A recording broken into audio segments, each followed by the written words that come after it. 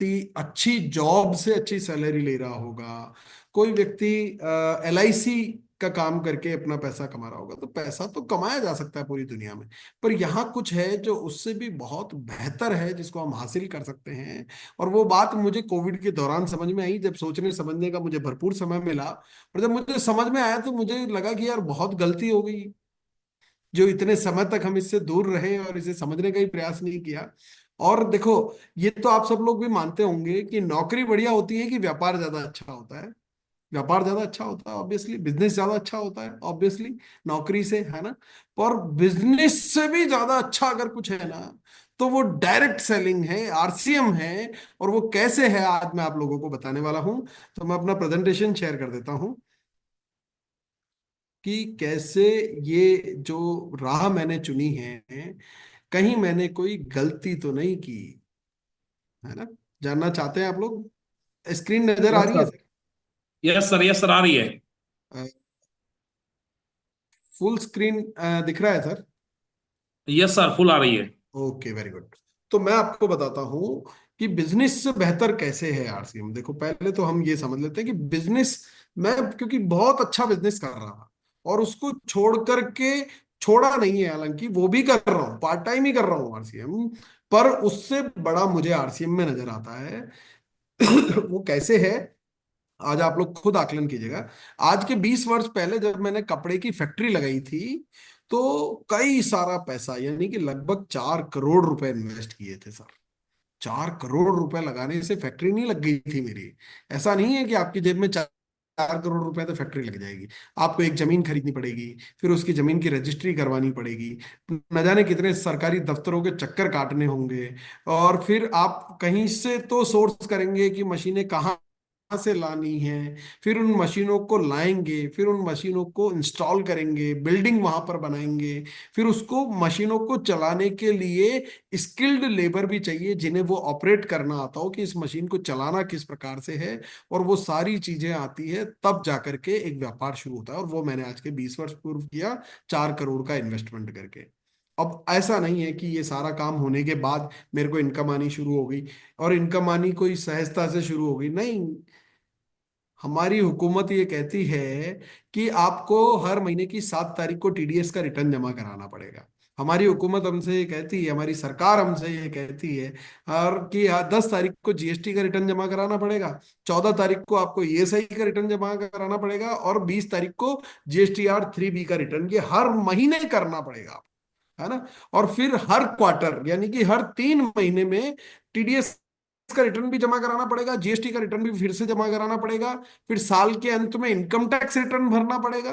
और फिर कई सारे डिपार्टमेंट हमारे ऊपर लगा दिए जाते हैं, जैसे कि labour department, pollution department, electricity department, industrial department, और ऐसे तमाम डिपार्टमेंट हमारे ऊपर आ जाते हैं जो समय समय पर हमें बाधित करते हैं कि उनकी नॉर्म्स को हम फॉलो करें।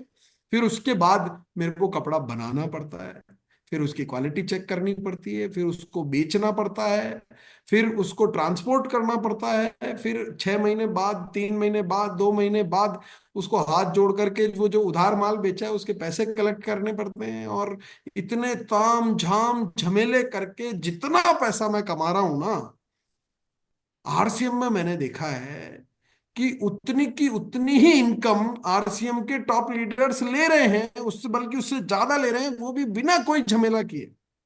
कोई ऑफिस नहीं खोलना, कोई फैक्ट्री नहीं लगानी, कोई रिटर्न नहीं भरने, कोई स्टाफ नहीं रखना, कोई बिजली का कनेक्शन नहीं लेना, किसी डिपार्टमेंट को कोई जवाबदारी नहीं देनी, कुछ नहीं करना, अपनी मौज से काम करते हैं, जिस दिन इच्छा हुई उस दिन काम करते हैं, जितनी इच्छा हुई उतना काम करते हैं, और मुझसे ज्यादा इनकम वो लोग ले रहे हैं। तो अब आप बताइए कि मुझे क्या निर्णय लेना चाहिए था। और अगर आपका निर्णय है कि मुझे RCM करना चाहिए, तो वो मेरा सही निर्णय है। और मैंने सोचा कि यार ये झमेले जिंदगी से हटा देता हूँ, और इन झमेलों के बगैर अगर मैं उतनी बड़ी इनकम हासिल कर सकता हूँ, तो मुझे झमेले अपने जीवन से हटा देने चाहिए। इसलिए मैंने RCM की शुरुआत की। फिर मुझे लगता था, RCM में एक बात कही जाती है बड़े जोर शोर से, कि हम जो है नए भारत का निर्माण कर रहे हैं। और तब मेरे अंदर एक चैलेंज आता था, मैंने कहा यार कैसे कर रहे हैं RCM नए भारत का निर्माण? नए भारत का निर्माण तो मेरे जैसे लोगों की वजह से होता है जो टैक्स भरते हैं। और टैक्स से भारत में लोगों के घरों तक रोड बनते हैं, बिजली पहुंचती है, पानी पहुंचता है, और तमाम सुविधाएं उनके लिए गवर्नमेंट खड़ी करती है, हॉस्पिटल्स बनाती है, स्कूल्स बनाती है। वो तो मेरे जैसे टैक्स पेयर्स के पैसों से होता है, आरसीएम से कैसे होता है? पर फिर जब मुझे आरसीएम को मैंने समझना शुरू किया ना, तब मेरे को समझ आया। देखो मैं आपको एक रियल किस्सा सुनाता हूँ। आज के 20 वर्ष पहले, 24 वर्ष पहले, जब आरसीएम शुरू नहीं हुआ था, तब मेरे घर में दो भाई थे, ड्राइवर के तौर पर दोनों काम किया करते थे। एक का नाम था समुंदर नाथ योगी, एक का नाम था भंवरनाथ योगी। वो दोनों ड्राइवर में से एक भाई भंवरनाथ योगी आज भी ड्राइवर है, गाड़ी चला रहा है, सौरभ सर की, भंवरनाथ उनका नाम है। और आज के 20 साल, 24 साल पहले उनकी तनख्वाह हुआ करती थी 3,500 रुपये महीना। और अभी उस ड्राइवर की तनख्वाह बढ़ते बढ़ते हो गई 18,000 रुपये महीना। कितनी हो गई सर इतने 24 सालों में? 18,000, 3,500 से 18,000। और वहीं वो जो दूसरा भाई था समुंदर नाथ योगी, उसने अपने जीवन में निर्णय लिया कि मेरे को ड्राइवरी नहीं करनी है, मैं इस अभियान का हिस्सा बनूंगा। और इस अभियान का हिस्सा बनकर के काम करना शुरू किया, तो आज वो खुद की 15.5 लाख रुपए की कार से मीटिंग और सेमिनार देने जाता है, और इनकम की बात करूं तो 2 लाख रुपए महीने कमाता है। और तब मुझे समझ में आया कि मेरे अकेले के टैक्स चुकाने से भारत का निर्माण नहीं होता है, बल्कि कुछ ऐसा सिस्टम लाया जाए जिससे लाखों लोगों को मैं टैक्स चुकाने के लायक बना दूं, तो नए भारत का निर्माण होता है। और वही कर रहा है ये आरसीएम। तो ये निर्णय था इनका, और सही समय पे सही निर्णय लिया, तो आज इनका पूरा जीवन बदल चुका। आज जो दूसरा ड्राइवर है ना, वो ड्राइवर आज मेरे सामान उठा करके गाड़ी में रखता है, फाटक खोल करके मुझे गाड़ी में बिठाता है, और कहीं मेरे साथ उठ बैठ नहीं सकता है।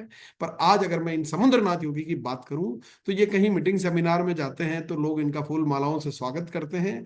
और आज ये और मैं एक टेबल पर साथ बैठकर खाना खाते हैं। क्या अगर ये मेरा ड्राइवर होता तो इस सम्मान पाने का हकदार होता क्या? नहीं ना। तो ये जो सम्मान मिलता है, ये आरसीएम हमें देता है। नए भारत का निर्माण कौन कर रहा है? आरसीएम कर रहा है। अब अगर हम बात करते हैं कि बिजनेस करने के लिए बहुत सारा धन चाहिए होता है, बिना धन के व्यापार नहीं हो सकता। और जितना बड़ा व्यापार करना है उतना बड़ा धन आपको लगाना पड़ेगा। जितनी बड़ी फैक्ट्री लगानी, आज मान लो मैं 1 लाख मीटर कपड़ा बेचता हूँ, और अगर मुझे 2 लाख मीटर कपड़ा बेचना है तो मुझे और मशीन लगानी पड़ेगी। अब मुझे और मशीन लगानी पड़ेगी तो और पैसा चाहिए। और पैसा चाहिए तो या तो किसी बैंक में लोन की फाइल लगाऊंगा, या कुछ गिरवी रख दूंगा, या किसी से उधार मांग करके लाऊंगा। पर पैसा तो लगाना पड़ेगा, बिना पैसे के नहीं होगा, है ना। और मैंने वही देखा, इस आरसीएम में जितने भी लोग बड़े बने, अब मुझे ये समझ आता था कि मैं बिजनेसमैन था, तो बिजनेस माइंड मेरा ये कहता है कि यार बिना इन्वेस्टमेंट के व्यापार हो ही नहीं सकता। अब आरसीएम में क्या इन्वेस्टमेंट लगता है? क्या एक भी रुपया आपसे लिया गया आज दिन तक इन्वेस्टमेंट के नाम पर, कि आपको लाख रुपए लगाने होंगे, 5 लाख रुपए लगाने होंगे, 10 लाख रुपए लगाने होंगे? बिना एक रुपए के इन्वेस्टमेंट के लोग इतनी बड़ी बड़ी इनकम हासिल कर रहे हैं, तो क्या इन्वेस्ट किया उन लोगों ने? कुछ तो इन्वेस्ट किया। जानना चाहते हैं क्या इन्वेस्ट किया? आपको भी वो इन्वेस्ट करना पड़ेगा, नहीं तो आप भी बड़े नहीं बन पाएंगे उनकी तरह। और वो इन्वेस्ट किया उन्होंने अपना मन। अगर आपका मन है, आपका मन है कि आपका जीवन बदलना चाहिए, आपका मन है कि बड़ा घर, बड़ा बंगला, बड़ी गाड़ी, विदेश की यात्राएं, आईफोन और इस तरह की तमाम चीजें हमारे पास भी हों, अगर आपका मन है, तो उस मन को इस आरसीएम में इन्वेस्ट कर दें और मन लगा करके काम कर लें। वो तमाम चीजें आप भी हासिल कर सकते हैं। कुछ तस्वीरें मैं आज आप लोगों को दिखाना चाहता हूं। ये तस्वीर है, ये तस्वीर को गौर से देखें। ये हमारे मुकेश कोठारी सर हैं, जिन्हें आरसीएम का अमिताभ बच्चन भी कहते हैं लोग, और इस आरसीएम के पहले करोड़पति ये बने। और इन मुकेश कोठारी सर की ये तस्वीर गौर से देख लें। धन नहीं था इनके पास लगा, धन नहीं था। इसी भीलवाड़ा शहर के रहने वाले हैं, और जिस कपड़े का मैं मालिक हूं, ऐसे कपड़े की फैक्ट्री में ये जॉब किया करते थे। नौकरी किया करते थे। 750 रुपये महीने से इन्होंने नौकरी करना शुरू किया। जब आरसीएम की शुरुआत की तो लगभग 7-8 हजार रुपये महीना इनकी पगार हुआ करती थी। तो धन नहीं था इनके पास लगाने को, पर मन था जिंदगी बदलने का। मन लगा करके काम किया, तो आज उसी भीलवाड़ा शहर में ये 25 करोड़ के मकान में रहते हैं। और आपको एक आश्चर्य होगा कि ये अगर उसी फैक्ट्री में काम करते रहते तो आज क्या होता। मैं उस फैक्ट्री में जाकर के आया और मैंने पूछा कि आपके यहाँ पे अभी हाईएस्ट सैलरी आप कितनी देते हैं। बोले सर 65 हजार रुपये देते हैं। अगर मान लो उसी फैक्ट्री में काम करके ये टॉप लेवल पे पहुंच भी जाते, मैनेजर भी बन जाते, तो 65 हजार रुपये महीने की इनकम पे होते। आज इनके बच्चों का भविष्य इन्होंने सुधार दिया। अब आप सोचें तो ये सही समय पर सही निर्णय, मन लगा करके काम करना। और मेरा आरसीएम में काम करने का एक बहुत बड़ा रीजन आदरणीय मुकेश कोठारी सर हैं।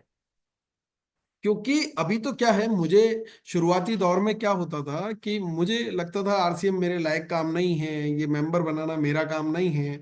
और मैं इस तमाम चीजों से मुझे शर्म आया करती थी और मैं नहीं करता था, है ना। फिर अभी तो ये 25 करोड़ के मकान में ही आए हैं 24 सालों में, 23 सालों में, है ना, क्योंकि लास्ट ईयर ये शिफ्ट हो गए थे। तो 23 साल में अगर इतना बड़ा इन्होंने कर लिया, तो मेरे को तो नजर आता है कि अगले 10-15 साल में इनके घर के बाहर एक प्राइवेट जेट भी खड़ा होगा यार। तो आज तो शर्म से आरसीएम ही कर रहा हूं, जिस दिन प्राइवेट जेट आकर के इनके घर के बाहर खड़ा हो जाएगा, उस दिन तो आत्महत्या करनी पड़ेगी सर, अगर आरसीएम नहीं किया तो। शर्म के मारे करनी पड़ेगी कि नहीं। तो इसलिए मैंने सही समय पर सिर्फ शुरुआत की है। और ऐसे एक नहीं अनेकों उदाहरण हैं। राकेश शर्मा सर जिनकी मैंने बात की, इस तस्वीर को गौर से देख लें। जब आरसीएम के शुरुआती दौर की ये तस्वीर थी, धन नहीं था लगाने को, पर मन था। तो मन लगा करके यहाँ काम किया, तो आज अपनी जिंदगी बदल डाली। और मैं अपना एक सपना लेकर के इस बिजनेस में आया था कि मुझे वर्ल्ड टूर करना है। वर्ल्ड टूर करने के लिए बहुत पैसा चाहिए होता है, मेरा सपना था। और मैंने जो बिजनेस किया ना, उसमें मैंने इतना पैसा कमा भी लिया कि मैं वर्ल्ड टूर पर जा सकूं। तो मैंने अपने एक दोस्त को फोन लगाया जो ट्रैवल एजेंट है। मैंने कहा यार मुझे वर्ल्ड टूर पे जाना है, मुझे आप बताइए कि क्या करना होगा। उसने कहा सर इसके लिए आपको लगभग 1 करोड़ रुपए का खर्च आएगा। मैंने कहा दे देंगे, कोई दिक्कत नहीं है, पैसा कमा लिया। फिर उसने कहा कि सर इसके लिए आपको कुछ कंट्रीज का वीजा लेना पड़ेगा। मैंने कहा वो भी मिल जाएगा, कोई दिक्कत नहीं है। फिर उसने कहा कि इसमें आपको लगभग 1.5 से 1.5 साल का समय लगने वाला है। मन का रहने दे, मैं नहीं जा सकता, मेरा प्रोग्राम कैंसिल है। तो वो पीछे पड़ गया मेरे, सर क्यों कैंसिल कर रहे हैं, क्योंकि उसका तो 1 करोड़ का कस्टमर ग्राहक जा रहा था। तो उसने कहा सर क्यों, मैं आपको कुछ कंसेशन कर देता हूँ, कुछ इसमें कम कर देता हूँ, आप कर लें। मैंने कहा यार रुपए की दिक्कत नहीं है, ये साला 1.5 साल अगर मैं बाहर घूमने चला गया, तो मेरी फैक्ट्री को तेरा बाप संभालेगा क्या। मेरी फैक्ट्री के तो ताले लग जाएंगे। तो पैसा तो कमा लिया, पर समय नहीं है अपने सपनों को पूरा करने का। ऐसी जिंदगी किस काम की। वहीं अगर मैंने आरसीएम को देखा, तो आदरणीय राजाराम सारन सर की ये तस्वीरें हैं, उन्हीं के फेसबुक से उठा करके लाया हूँ। उन्हीं के फेसबुक पर आज भी जाकर के आप चेक कर सकते हैं, ये तस्वीरें उन्होंने खुद लगा रखी है। और मेरी उनसे पर्सनल बात हुई, तो लगभग 19 देशों की वो यात्राएं कर चुके हैं। और सबसे लंबा टूर जो उन्होंने बनाया था वो 70 दिन का बनाया था। और इस एनिवर्सरी में अगर आप मौजूद थे, तो स्टेज से उन्होंने बोला कि या तो मैं विदेश में होता हूं, या फिर अपने फार्म हाउस पे होता हूं, या फिर आरसीएम का कोई बहुत बड़ा फंक्शन होता है तो वहां जाता हूं। और पूरी जिंदगी वो इस तरह से बिता रहे हैं। और ये तस्वीर देखें, इसमें वो रोम में नजर आ रहे हैं।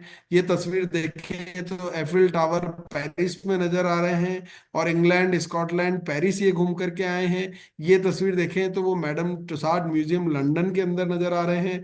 ये तस्वीर देखें तो मॉन्टेरियल क्यूबेक में नजर आ रहे हैं। ये तस्वीर देखें तो टोरंटो में नजर आ रहे हैं। और ये तस्वीर देखो, ऑनलाइन मीटिंग ली तो ये इसमें बोलते हैं कि मैं तो इस वक्त कनाडा में बैठा हूं।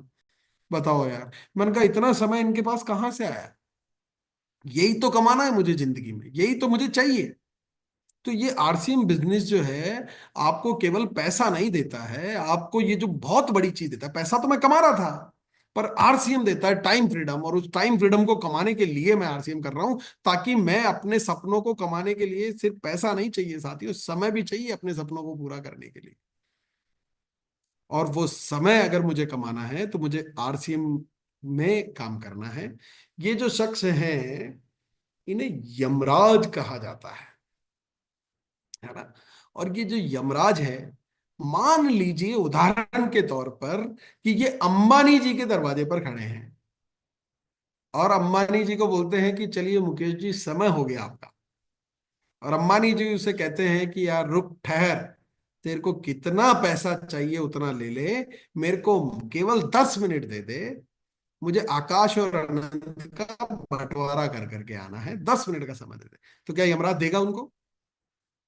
अपनी पूरी दौलत दे करके जिस समय को अंबानी नहीं खरीद सकता, वो समय कमाने के लिए आप आरसीएम कर सकते हैं। ये है इसकी वैल्यू। और दूसरी बड़ी चीज जो मैं कमाना है, देखो, टाइम फ्रीडम है ना, ये होता है टाइम का वैल्यू। और वो टाइम कमाने के लिए मैं ये कर रहा हूं। अब दूसरी बात होती है कि सिक्योरिटी। मैं पैसा कमाता किस लिए हूं? क्योंकि मेरे को तो चलो अपना जीवन अच्छा जीना ही है, पर मेरे बच्चों के लिए भी मैं कुछ अच्छा कर दूं।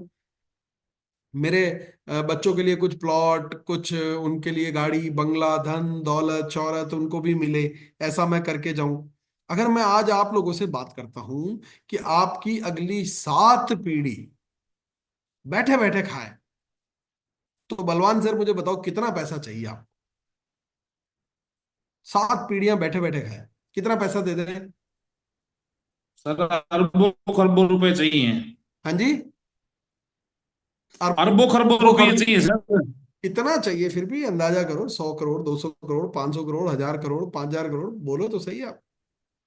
मैं कौन सा दे रहा हूं, बोल दो। घबरा क्यों रहे हो? करोड़ चाहिए सर। है 500 ना? करोड़ चाहिए सर, 500 करोड़ से ज्यादा। 500। चलिए, मैं आपको कहता हूं कि मैं आपको 7,000 करोड़ रुपए देता हूं। कितने? 7,000 करोड़। हर पीढ़ी के लिए 1,000 करोड़। क्या इतना काफी है? इतने में तो 7 पीढ़ियां बैठे बैठे खाएगी कि नहीं खाएगी? बिल्कुल सर। पक्की बात है ना? वो तो अब उनकी अगर मैं लाइफस्टाइल बात पे भी करूं, डिपेंड करता है सर। अब मैं आपको बताता हूं। ये शख्स हैं धीरू भाई अंबानी। और इनके 2 बेटे हैं। कितने बेटे हैं? 2। अनिल अंबानी और मुकेश अंबानी। पहला बेटा है इनका अरबपति, और दूसरा बेटा इनका है कंगाल, जिसकी फैक्ट्रियां तक नीलाम हो गई। और इनको बंटवारे में मिले थे 65,000 करोड़। कितने मिले थे? 65,000 करोड़। 65,000 करोड़। और वो 65,000 करोड़ हम 7,000 करोड़ में देख रहे हैं कि हमारी 7 पीढ़ियां बैठे बैठे खा लेगी, 7 पुश्तें बैठी बैठी खा लेगी। और इसने अकेले नहीं निपटा दिए 65,000 करोड़। तो ये अंबानी के बेटे को भी काहे की सिक्योरिटी है यार?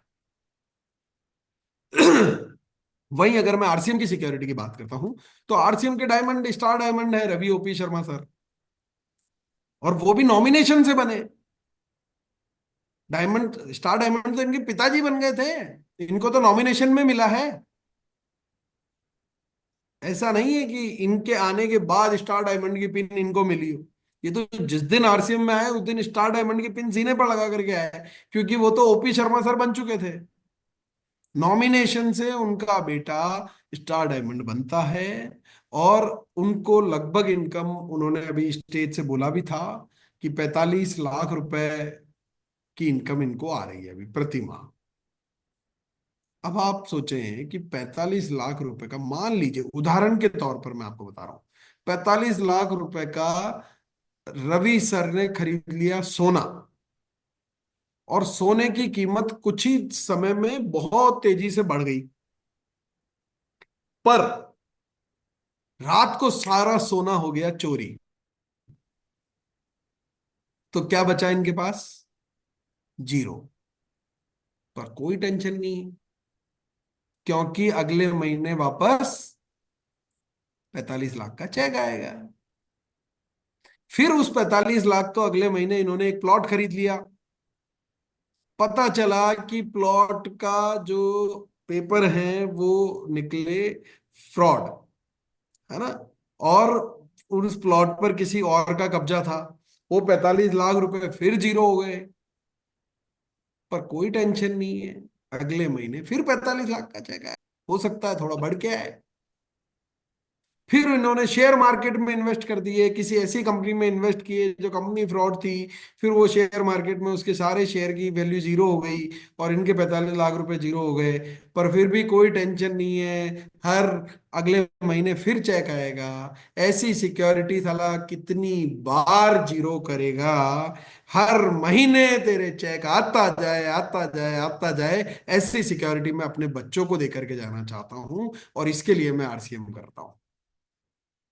आप भी ऐसी सिक्योरिटी अपने बच्चों के लिए करके जा सकते हैं। ऐसे कई उदाहरण हैं। आपने इस एनिवर्सरी पर शुभा मैडम को स्टेज पर देखा होगा।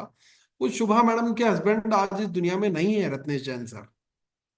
पर उनके परिवार के पास, चूंकि वो इस सिस्टम के रूबी थे, तो इस सिस्टम आज उन सफायर थे इस सिस्टम, नहीं शायद रूबी। तो उनको 5 लाख रुपए महीने जैसी इनकम आती है। आज अगर मैं बात करूं पीबी सिंह जी, जो एक हिंदुस्तान की बेस्ट कॉलेज के अंदर प्रिंसिपल हुआ करते थे, डीपीएस स्कूल के अंदर। और उस डीपीएस स्कूल से उनके बच्चों को कुछ नहीं मिलता है, पर चूंकि वो आरसीएम के रूबी स्टार थे तो उनके बच्चों को 7-8 लाख रुपए महीने हर महीना आरसीएम से आज भी मिलता है। तो आप भी आज क्लियर करें कि यार आपका आरसीएम अभियान से जुड़ने का उद्देश्य क्या है। देखो, अगर मैं बात करूं कि मैंने कोई टिकट बनाया, मुझे दिल्ली आना था, तो मैंने रेलवे का एक टिकट बनाया उदयपुर से दिल्ली आने का। अब मैंने अगर उदयपुर से दिल्ली आने का टिकट, कंफर्म टिकट मेरे पास है, और मान लीजिए रास्ते में नरेंद्र मोदी भी आ जाए, तो क्या मुझे सीट से उठा सकता है क्या? मान लीजिए कोई भी शख्स आ जाए, रेलवे मंत्री आ जाए, तो क्या मुझे मेरी सीट से उठा सकता है क्या, अगर मेरे पास कंफर्म टिकट है तो? नहीं उठा सकता ना। और मैं अगर बात करूं, उदयपुर से दिल्ली जाना हो तो रास्ते में कुल 23 स्टॉपेज आते हैं। कितने आते हैं? 23 स्टॉपेज आते हैं। अब मान लीजिए बीच के किसी स्टॉपेज पर मैं रुक जाता हूं, या मैं उतर जाता हूं और दिल्ली नहीं पहुंचता हूं, तो इसमें रेलवे की कोई गलती है क्या?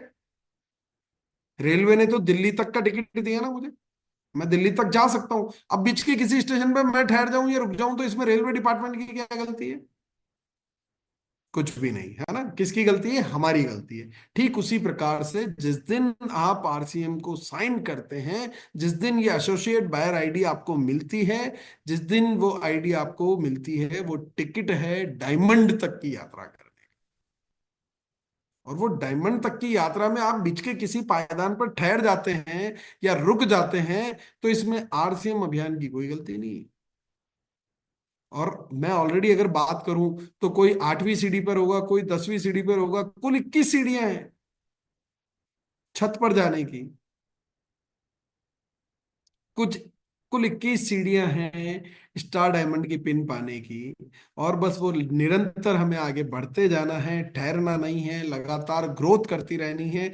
और बस ग्रोथ को अपने जीवन का लक्ष्य बना ले, हर महीने ग्रोथ करें। हर महीने पिन बदलना मुश्किल हो सकता है, पर हर महीने ग्रोथ करना बिल्कुल आसान है।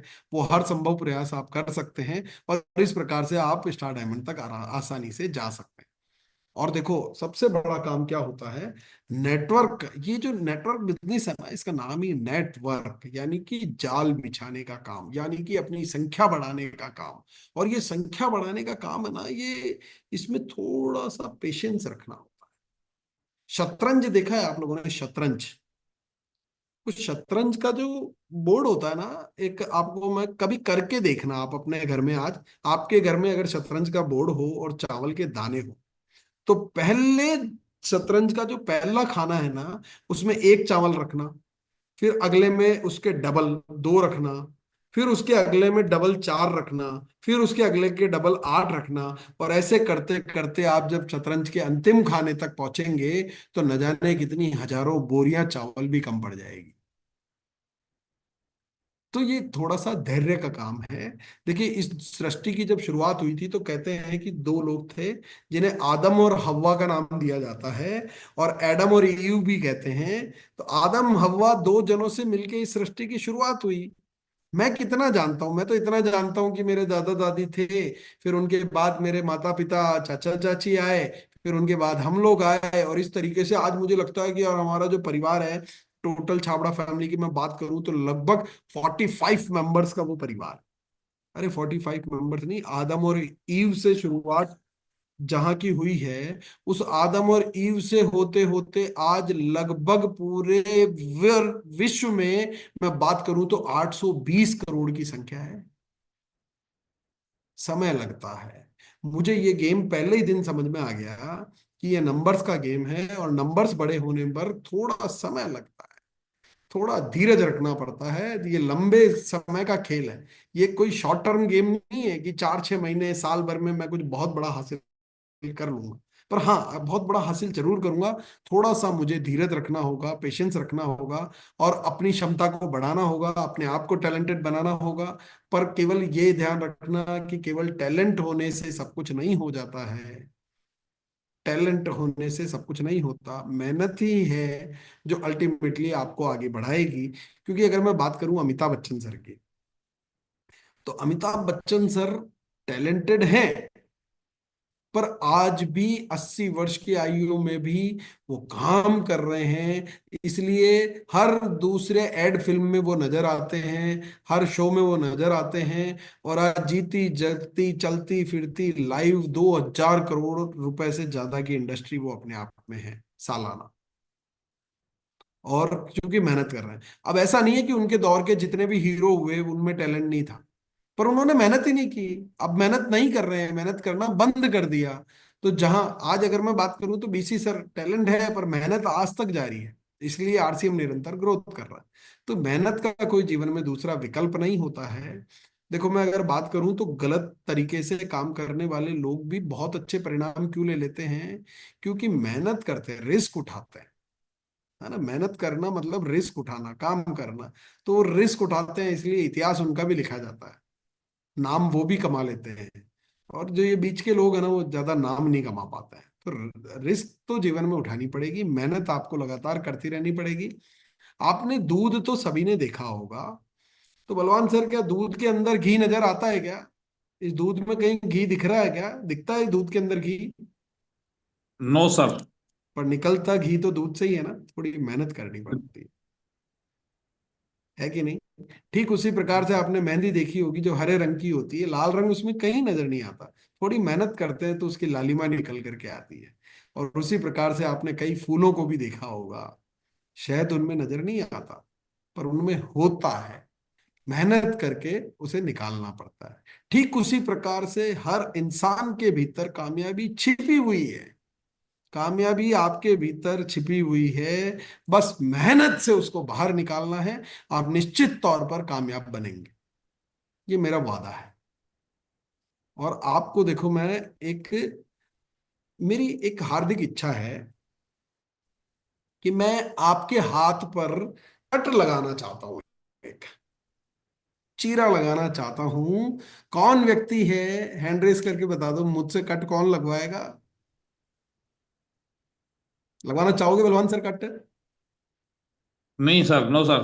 आप कहोगे यार सर कैसी बात कर रहे हो, आप फिजूल बात कर रहे हो, ये कौन करवाना चाहेगा? ये तो कोई भी नहीं करेगा।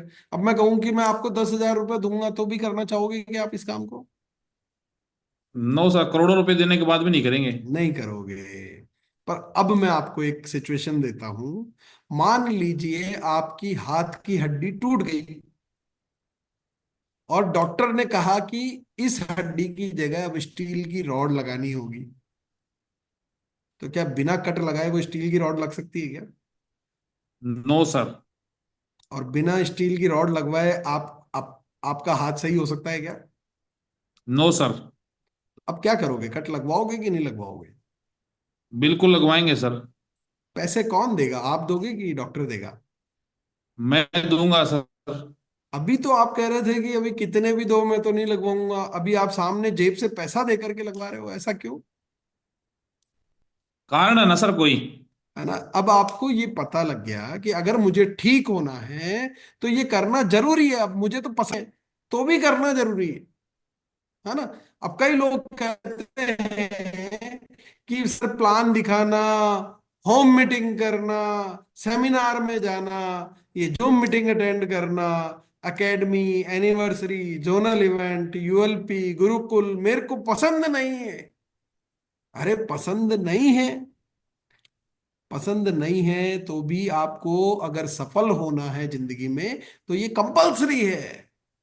अभी आपको कट लगाना पसंद नहीं था तो भी आपने ठीक होने के लिए लगवाया ना। अभी आपको ये पसंद नहीं है तो भी कामयाब होने के लिए आपको ये करना कंपलसरी है सर।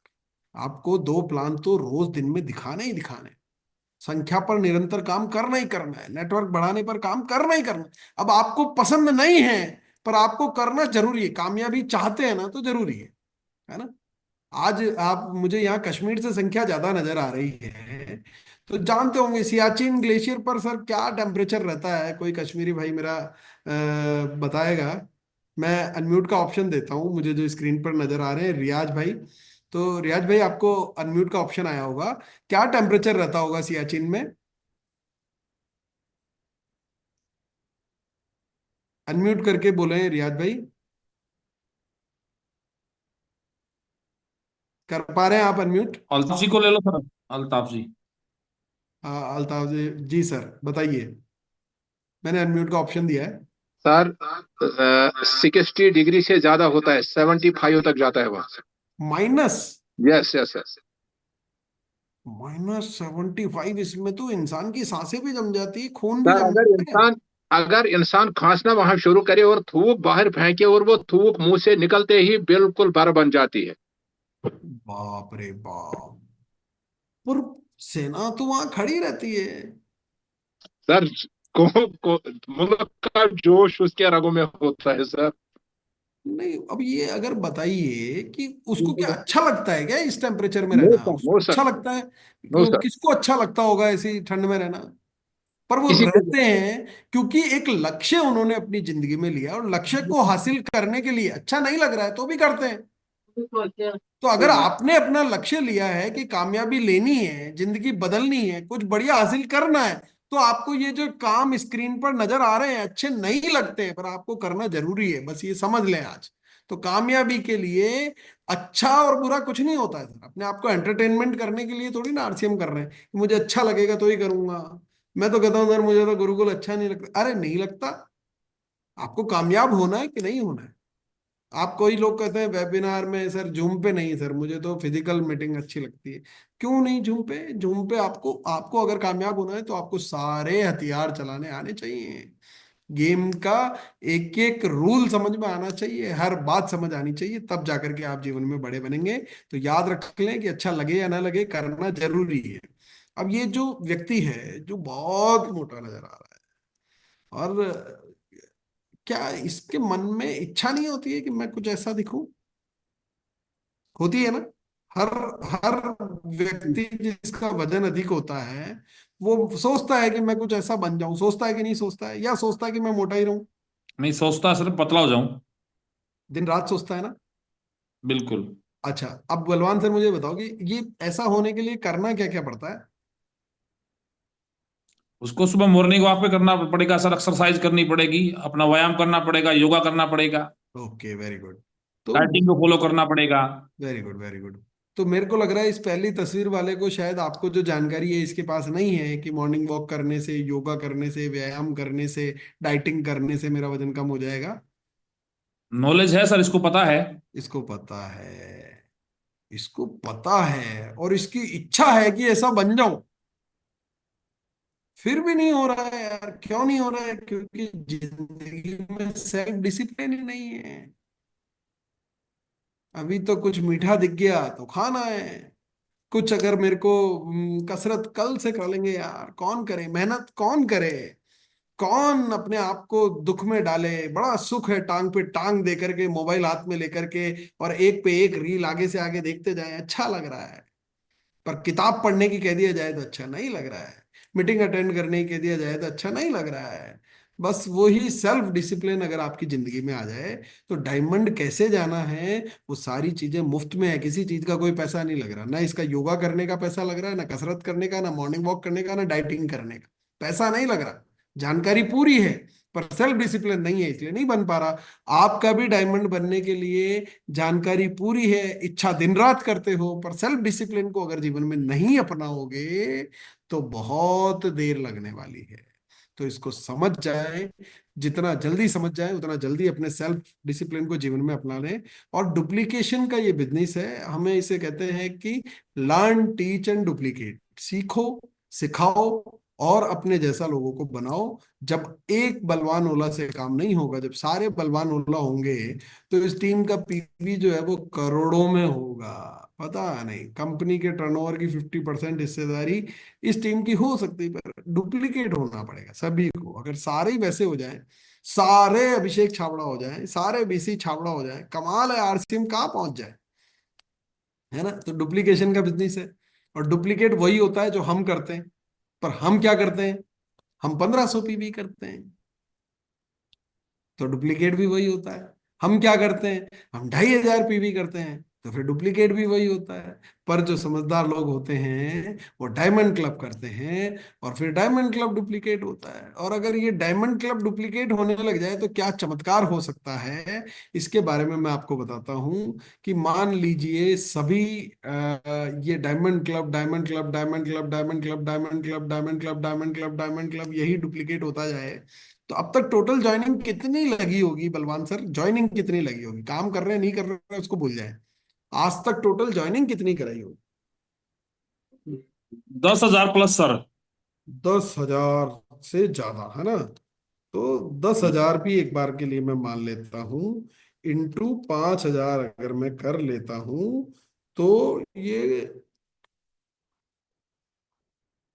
50 करोड़ हो रहे हैं सर।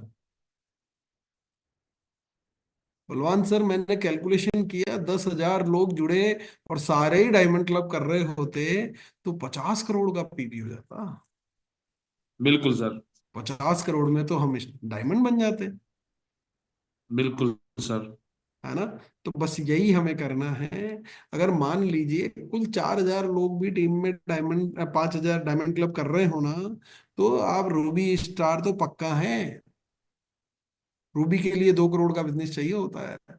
ये पावर है डुप्लीकेशन की, तो डायमंड क्लब को अपनी जिंदगी में अपनाएं और डुप्लीकेट करते जाएं। और मैं एक बात फिर दोहराता हूं कि दूसरों की कहानियां कब तक सुनाएंगे, केवल वही नहीं सुनानी। हाँ, आगे बढ़ने का जरिया हो सकती है किसी और अन्य की कहानी सुनाना, पर मन में एक आग हमेशा होनी चाहिए कि एक दिन अपनी भी कहानी बनाएंगे, अपना भी कुछ मुकाम बनाएंगे, अब हम भी कुछ हासिल करेंगे।